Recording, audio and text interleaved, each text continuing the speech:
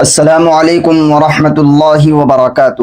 امید ہے آپ سبھی حضرات خیر و عافیت سے ہوں گے۔ معزز ناظرین، ہم نے گاؤں دیہاتوں کے اندر جو بڑی بوڑھی عورتیں ہوتی ہیں، بچے والی عورتیں، ان کے درمیان میں ایک رسم ہم نے دیکھی ہے، اور وہ رسم یہ ہے کہ جب کسی کے دودھ پیتے شیر خوار بچے کا انتقال ہو جاتا ہے، ایسا بچہ جو ابھی دودھ پی رہا ہو اپنی ماں کا، اس کا انتقال ہو جاتا ہے، تو اس بچے کی جس بچے کا انتقال ہوا ہے، اس بچے کی ماں کے پاس محلے کی کچھ عورتیں آتی ہیں، اور وہ اس بچے کی ماں سے کہتی ہیں، جب اس کے جنازے کو بچے کے لے کر جاتے ہیں، اس بچے کی ماں سے کہتی ہیں کہ تو اس بچے کا دودھ معاف کر دے۔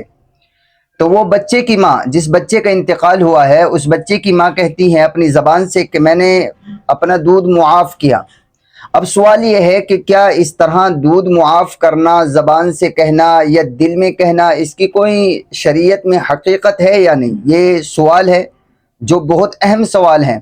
میری گزارش ہے کہ اس سوال کا جواب سمجھنے کے بعد اس ویڈیو کو تمام اپنے دوست و احباب میں شیئر کریں۔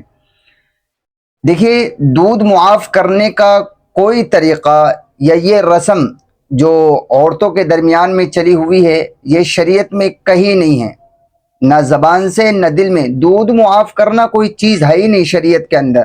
یہ عورتوں نے، لوگوں نے اپنی زبان سے اپنی طرف سے بنا رکھی ہے، ان کا یہ من گھڑت عقیدہ ہے، پتہ نہیں کہاں سے لیا ہوگا، کیسے لیا ہوگا۔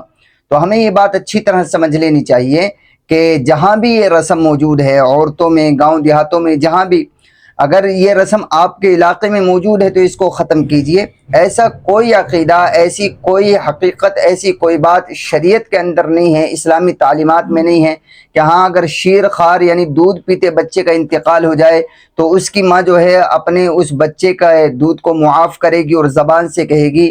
ایسی کوئی بھی حقیقت شریعت کی تعلیم میں نہیں ہے۔ اس لیے میری گزارش آپ سے ہے کہ آپ اس عقیدے سے بچیں، اس رسم سے بچیں، اور لوگوں کو اپنے گھروں میں، اپنی ماؤں بہنوں کو اس کے بارے میں بتائیں کہ اس عقیدے سے بچنا ضروری ہے۔